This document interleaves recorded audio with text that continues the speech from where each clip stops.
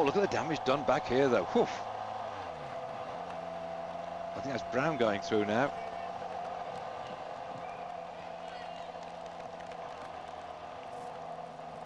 You can see how cycle racing in there we are, Gonzalez it was, and Casagrande and Garzelli. Oh, there's two danger men for the overall classification, by the way. Gonzalez, Casagrande and Garzelli, as Cipollini goes over the top now. Most of the sprinters will be there or thereabouts, and on this descent it's a fairish run down. And by the way, the other problem is, once they go down here, is what goes down goes up too as well, or what goes up comes down, and they're going to finish up the top of a bit of a drag. They go up the final climb, and they go down in to the trough just down here, and they start to go up again, and there's a bit of a drag towards the finish. So I think Cipollini hasn't showed that he's got the power to get up there, because he ought to have been, I think, a bit stronger than that, as they're now going down, and then we'll start to go back up again towards the finish. Nasty little finish they got today at Matera, as a bit of a respite for them here, but not for long before we start to run in towards the back end. Particularly those last, what, 5 or 6 kilometres are a bit difficult.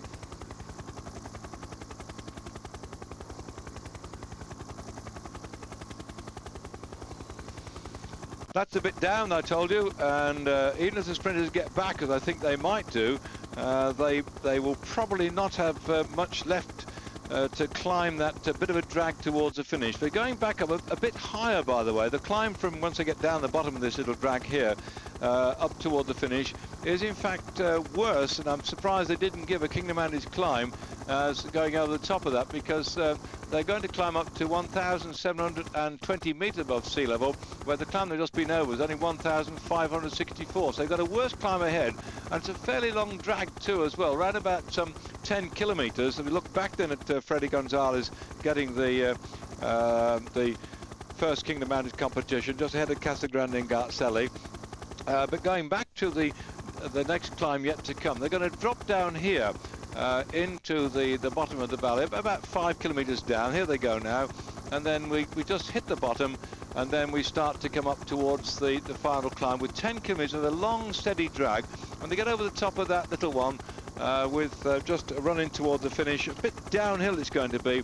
The last, what, 5 kilometres, I suppose, have got a bit of a downhill, but they have to get together, Mr. Cipollini et al. And somehow I think the way he struggled up that last climb, he's just going to say, enough is enough. I'll just stay here, and I'll let those little lot down the road have a bit of a go. But certainly the pink jersey with the Fassa Bertolo team have got to work hard. You see him now on the outside of that bend, sweeping round there, because whoever wins the stage today will also get 20 seconds bonus. So even if these lot come together, he's got to be up there with them, because if they're on equal time, very complicated this, if on equal time, as there he goes round the pink now, he finishes with the man who wins the stage, and he's not in the first 3 to get some time bonus. The man who wins the stage today gets 20 seconds bonus, will be the leader in the pink jersey, because he was the last of the best. In other words, he would finish maybe first, and Pataki finished 10th or 12th or 15th, what the case may be. So Pataki's got a lot of work to do today, and one thing about his team, he's got some very good climbers, but look how far back he is now.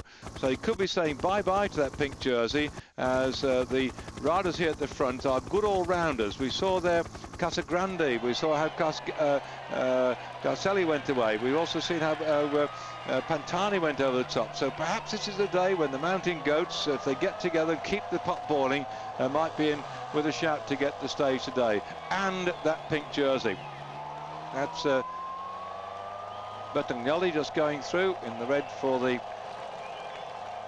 Psycho team. More stats coming up. Well, we're going back then to the last time they came into Matera, with Cipollini winning that with Konishev and Martinello. It was, if memory serves correct, it was virtually the same run-in last year, so Cipollini managed to get back then, and Konishev and Martinello both on good sprinters too as well. Rebellin, a pretty useful climber, Piccoli down there in 14th spot, has just blotted his copybook by falling off. So we're on exactly the same run-in toward the finish, over the top of that climb. So the coming back together happened before, but can they do it this time round? It depends how keen the riders are at the front here to drive the thing along and stop Mr. Cipollini and Pataki et al. Getting back. And it looks to me as if they've decided, the Mercaton Uno team, to try and make life a bit difficult for him. Ooh. So, off the back then, Cipollini, let's see if we can spot him. They'll begin to regroup.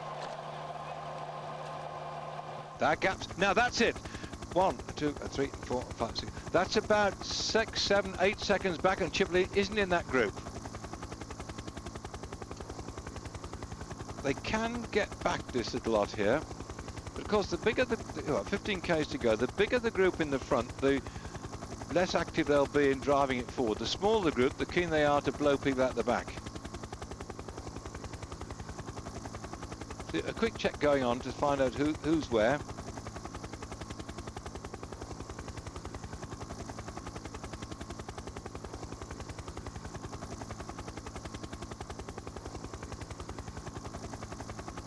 Drifting off the front, the rider from the front of Giro, looks like Fletcher's having a bit of a drop. Now look, see how a big wodge here, that's not hard enough. The Mercaton Uno team is starting to drive it on the front, but they're going to need help, I think.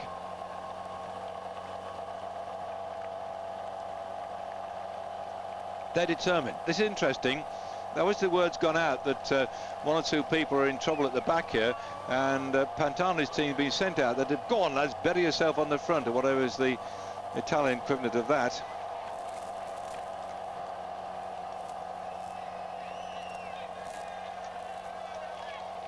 Yes, they are. It's a number of them climbed up there. They've obviously decided a launching pad to get the press and get everybody behind them is look at the number of yellow jerseys here from the Mercaton Uno team. Whoops! Made myself seasick there. 1, 2, 3. There must be 4 of them here. They really are driving on hard. Just leaning on the front. That's Conti then from Mercaton Uno. 1, 2, 3, 4, 5, 6. This has been a well-planned move. Look at this. Right behind Conti, driving hard there too, is Schmid from Poland.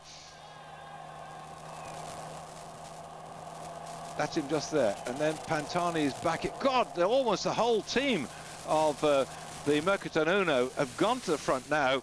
That really, they are 56 seconds back to the group containing Cipollini, and they're not going to give up that easy. Look at this now.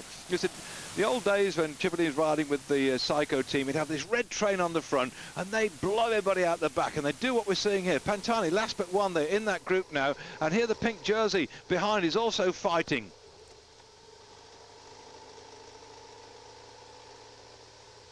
What a cracking day on day 2. Hey! Book your seats now.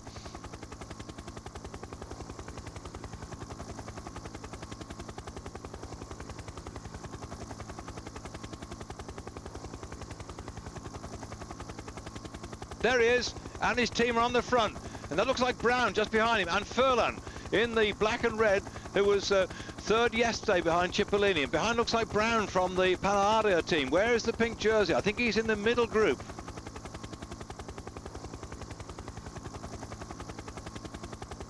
His team freewheeled, and he's back to doing the... Now we've got Mercaton Uno versus Cipollini's team, the Domina Vacanze Elitron team.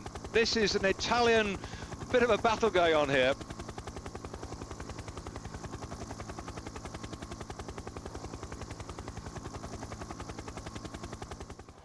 In the whole world of cycling in recent years, there's been 2 great characters that stood out, head and shoulders above the rest. I don't be disrespectful to people like Lance Armstrong, who's dominated the Tour of France, but this man here, Pantani, through hell and high water, has had more than his fair share of troubles. And then in this group here, there is Cipollini, and right behind him is the British champion. Would ever Julian win? This time last year, or just before that, he was riding in the 2 days in Morecambe, and now he's riding in the Tour of Italy. He's right behind Cipollini's wheel, and the battle's raging. Cipollini now realises that the chips are down, and it's this man here, Pantani's team, that are causing the trouble.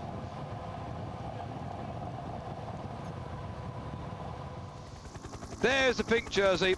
Now he's got a good team round about him in the dark blue and white, the team from Fassa Bartolo, and they're back down the road a long way back. He's coming up slowly but surely, but have they got enough power there? They're getting fragmented now.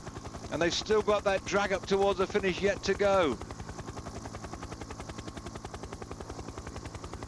That's not a good, strong, consistent chase. The legs are beginning to hurt. Oh, we all know it, all you bike riders. Look, Cipollini's behind there. You're in the wheel, the gap opens up and you're gasping. And you're, oh, I wish it would slow down, I wish it would slow. Let's get on the wheel, let's get some shelter. But no, no, no, it doesn't work. And then you start calling for help round about you. Come on, let's get some more guys on to drive this thing forward. It's your turn, boy. Keep going, keep going. I want some help up the front. Get something up there. Let me give him more shelter. But as his teammate drops back, and it's Julian Wynn on the front here, a hunt of Cipollini. Oh gosh, I want a picture of this. And all those people back in Wales will say, good on you, Julian. Wow, fantastic.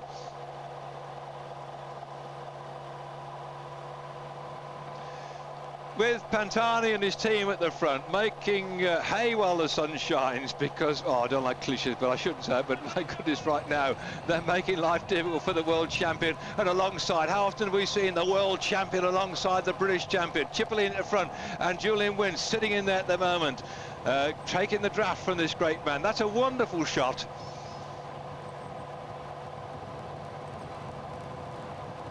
And the damage being done still by Mercato Nuno.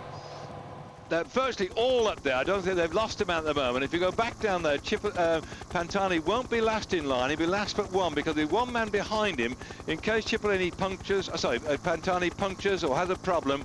The man behind him will be riding shotgun, and so he's now got the whip out, and he's just making life difficult.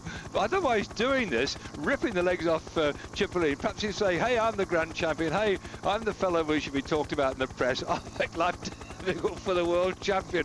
We'll find out later on. Here he is on your screen. He's back with a bang. Oh God, I love this.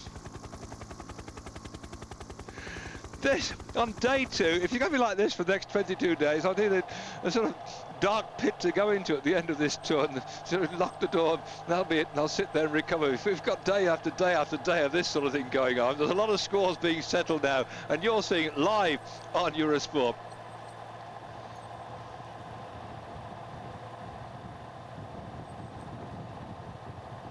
This is still that long drag I told you about as they go up there, and then over the top it gets a bit easier, but it's a long, hard, fast drag indeed. And that's why these specialist climbers are making life difficult for the sprinters at the back. But fortunately, Pataki in the pink jersey has got in this little group, but he's got to win the sprint. And by the way, the sprint it's almost a bit of a downhill sprint, so we've seen Pantani having a bit of a go from time to time. Surely we can't see him going for a stage victory today, because one or two sprinters have managed to survive this lot. Certainly the pink jersey in there from Pataki. Looking to just spot out, because it's difficult for the Radio Tour to pick out everybody and come back, because they don't give us the rundown on those in a big group like this. As yet again, that team, let's get the rundown on these riders here. Mercato Nuno, number 141 Pantani, 142 Godol, 30 years of age. Pantani's 33 years of age. 143 Conti, he's 38 years of age.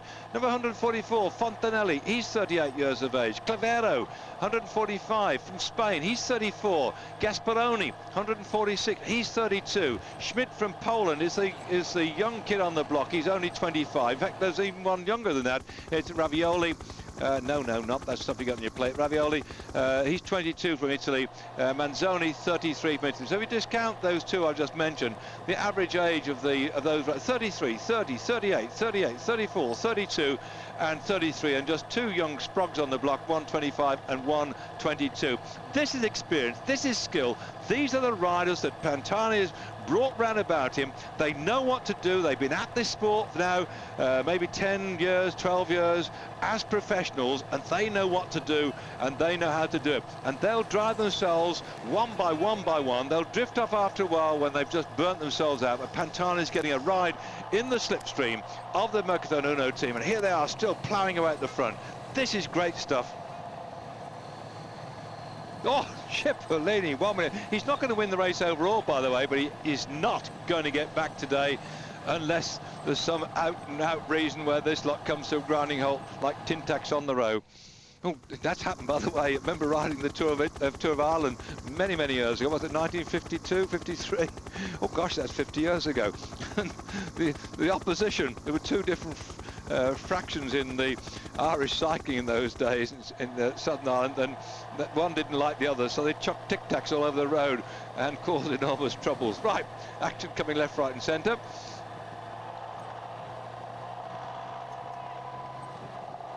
That's intriguing. This is the latest team to be put on this Formaggio Fiavi team, firing one man off down the road, and there he goes at the moment, 88, and all the 8's 88. There he is.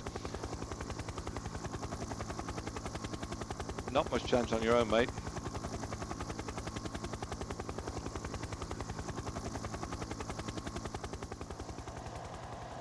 I think we saw something yesterday when one of their teammates popped off down the road, showing off his nice Gios bike, I suppose.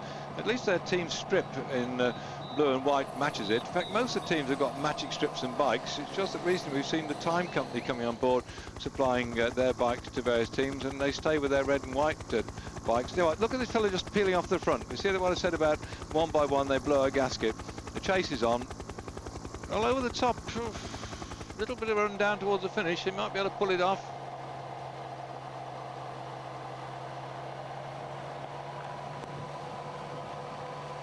Oh, that's dangerous.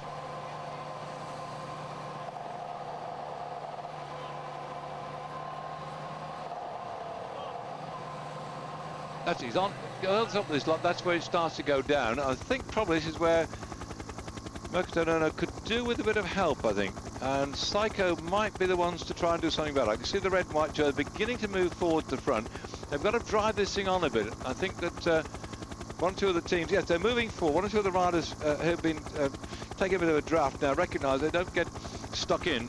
This chap might drift over the top and go down those last few kilometres and take the stage victory.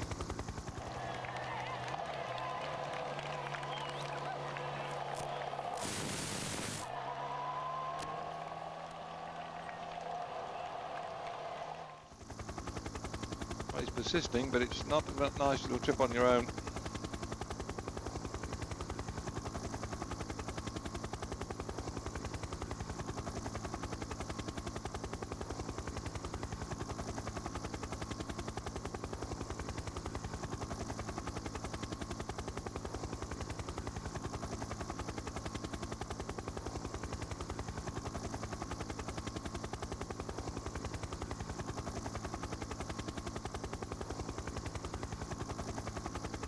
He's hanging on. Well, there we are.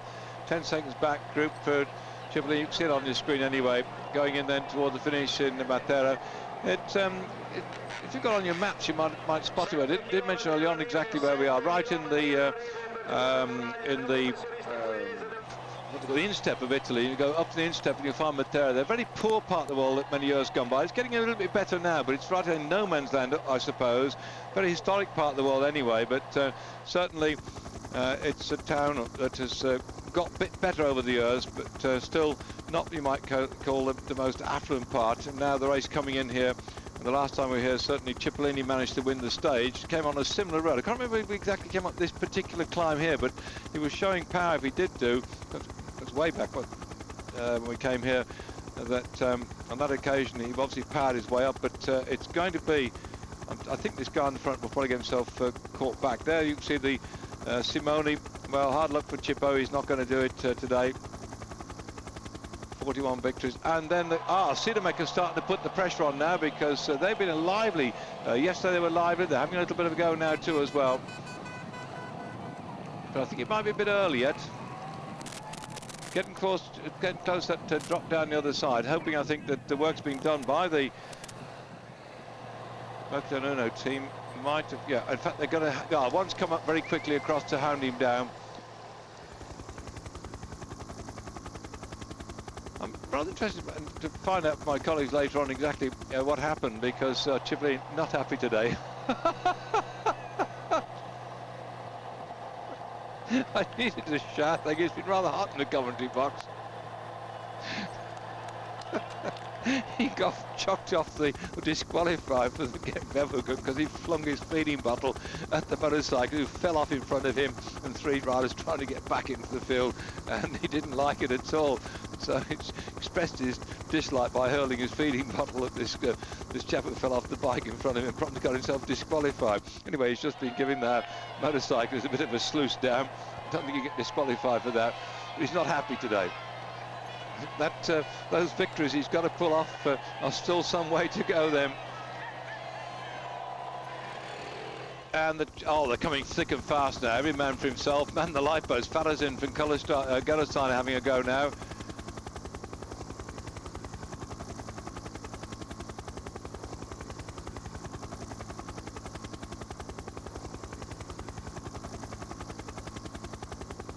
That's not a bad little bit of a move there, by the way. He's looking quite sprightly at the moment.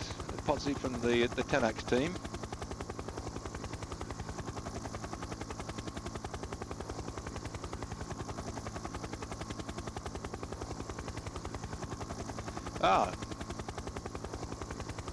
Lack of interest in the bunch. They're just riding here. They're not getting stuck in, the Psycho team.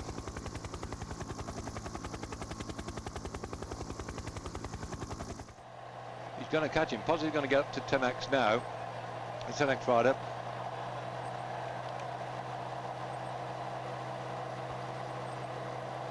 Well, Gerolsteiner, they are a supplier of fizzy water, and certainly drown plenty of that tonight as they get the stage.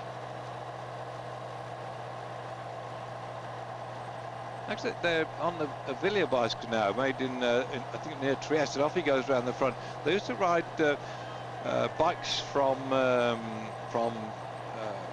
America with 5Ks to go, and they're Klein bikes, and they had the great big thick tube, and they actually painted them, and they put little like blubbles of fizz on them, looking like a bottle of water, fizzy water. But they've gone back to more standardized graphics now on their bicycles, and still working on the front here, driving this one forward. We have the Vini Calderona team now.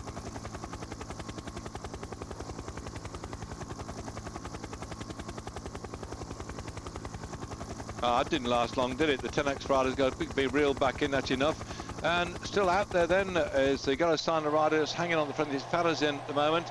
Useful punter, but I think that somebody back here, particularly the Psycho team, might be starting to do something about it. But tremendous work that's being done by Pantani's team to distance Cipollini, who's now a minute back there, and it means that the sprint specially be out of the frame. But not much sight so far of the riders of Fassa Bertolo starting to work, and I would have thought that probably to stop one or two of these entrepreneurs moving off down the road, that the Fassa Bertolo team, very similar colours to here, but sort of dark blue and white. If we go back down, our camera's picking up, then I think we'll see them coming through. It's about time they started to do something about the chase. It's really brinkmanship, as the Fassa Bertolo are still not showing at the front. Psycho showing at the front.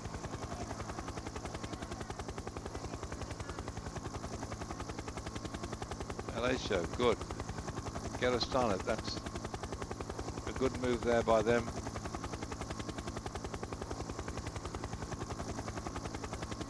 A couple of riders from Cipollini's team have made it across the... now then, I've just spotted that the Panaro team, and I think, watch out for number 23, has Brown made it across this group, because there are some orange jerseys there for Panario who've got 2, 3, 4, and there's the pink jersey of Pataki with not many. There's 1, 2 of his teammates in front of him.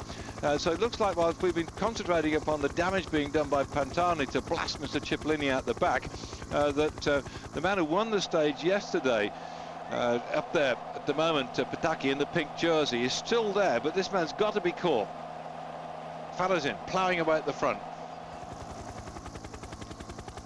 Brinkmanship starts to come here now, and there's another rider we've seen nipping off the front and hoping to get a stage victory, but I think somehow it's a bit surprising that we haven't seen the concerted effort of the Fassa Bertolo team. They're obviously playing this one out right like a fisherman with the salmon on the end of his line before he hooks it, but that can be very dangerous. Sometimes it doesn't quite work, and still can't understand why we haven't seen Pataki's team come through.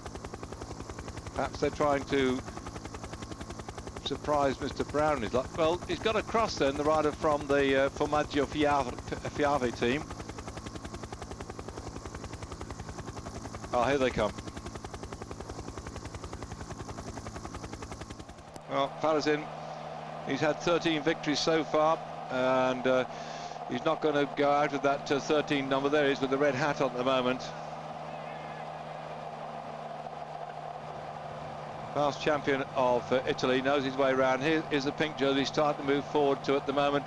And oh, interestingly, there are quite a number of riders, good sprinters, who managed to get over the top of that climb. And just looking back down in there for the rider from the Lotto Doma is McEwen. McEwen's got up there. Now then, there are sprinters here. This is the old melting pot now, because not only has the pink jersey managed to get through, but also McEwen. I think Brown is there too as well. They've got rid of Cipollini, so as they now, one or two of these riders who haven't got much chance in the sprint are having a little bit of go off the front, trying to sort things out. This is so what we've seen so far, and here that's Bagliani from the Formaggio Fiave team having a go right there.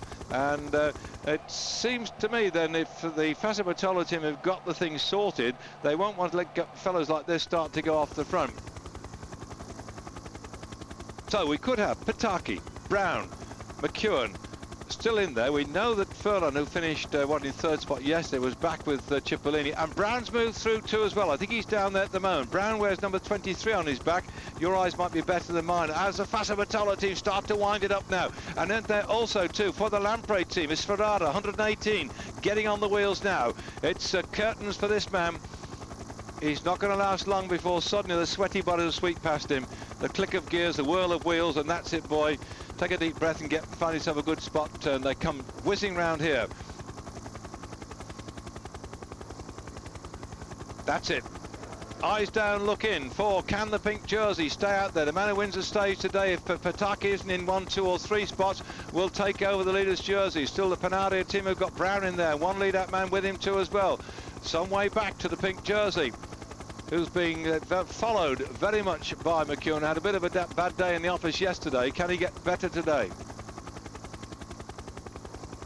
Fassa doing the work, and Pataki's way back. Pataki looks like he might be boxed. He's not in a good position. Still Fassa doing the work, and they've lost their man. The pink jerseys are way back, and in fact he's losing out here, Pataki. He's about 5 or 6 back, and still yet again.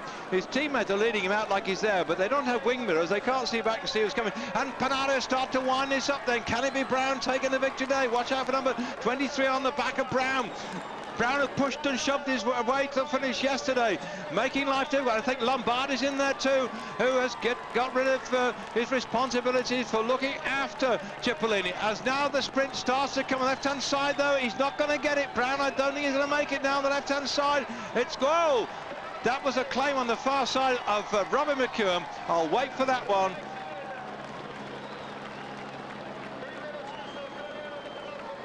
Was it McEwen? Was it Brown? The plaudits are coming. It was McEwen.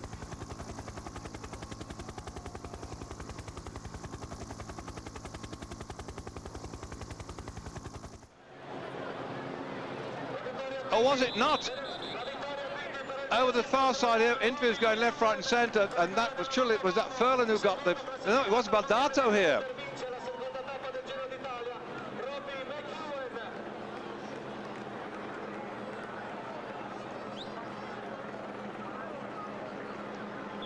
I'll have to wait for the official verdict on that one. It was difficult on the far side. Getting captured there by the headphones. Baldato was being approached by the rather intellectual lady with the... by the way, we're going to be speaking with Christy Anderson as this race progresses. And on the far side there... Oh, in fact, I was objecting. That's it was, because I'm sure that, yes, that... oh, goody, goody. Baldato now, that's what it was all about, because I'm sure that McEwen got the victory, but Baldato saying not on your Nelly. Oh dear. We saw Brown yesterday pushing and shoving Furlan and giving him a right old run, and that was when Furlan finished third yesterday for the Lazio team. Furlan, last we saw, was way back with Cipollini. As we watch this lot, on the right-hand side there, off goes McEwen. He's in the front. Up on the right-hand side, forget the left at the moment, look on the right-hand side, there, down by the barriers. No, no, no, there's no room to go there, mate. No, no, you can't object. No, there was nowhere to go. Look, look, look, look, look. He didn't cut him down, he was trying to go where there's nowhere to go. No, no, too late. You should have been at least half a wheel up and give him a bit of the old elbow. That's Brown on the left-hand side, by the way, probably Lombardi. We're more interested in what's going on here, so I'm not sure about the official result there, but this is going to be jolly interesting, as, well, perhaps they might say he drifted, but here he goes. There's room at the moment, and now he starts to eject. Look, he's ejecting before the gap closes down. In other words, I've seen this before, as we're watching that one rather than what's happening on the far side, because Brown certainly got beaten to line. I think that might have been Lombardi having a go there. I saw this happen I've seen it happen before, by the way, that if you're beaten and you know you're beaten, you come on the inside where there's no room, and then you object, you see. As we look again at this little lot, on the right-hand side, forget that. Oh, the camera's not going to pick up on the left, is it? Here we go. McEwen has got a clear line. Baldato starts to go for the line. McEwen maybe straying a little bit. He's looking at the line. He's not looking at Baldato. Baldato starts to come through. There's enough room there to get through. Now, then he says, no, that's it. He'd run out of steam. Well, that's my verdict. And I think best behind, well, we'll find out second and third after that one, but there we are. McEwen, Baldato, Colombo. Oh, sorry, Colombo, Figueras, Pataki. Oh, it was Figueras then, not Brown. Yes, because Figueras is a better climber than Brown. Pataki back in fifth. Now, McEwen will be equal on time as Pataki, and as he providing more information coming up on our well, we're just waiting for the overall standings coming up, by the way. Not much time to tell you about this very old part of the world, Matara, because Tim Capel and his mate Tim Capel are there about to. In fact, they've given McEwen at 4 seconds now. I'm just looking back now then, because yesterday McEwen finished in 5th spot, and he was at 8 seconds back. No, they were equal time. I don't understand this. Anyway, at the moment, they've still got the man in pink. Oh, he's over the right-hand side, but he didn't get any time bonuses. Well, that'll be decided later on, but certainly McEwen at the moment has won the stage, and Pataki at the moment has still got the pink jersey.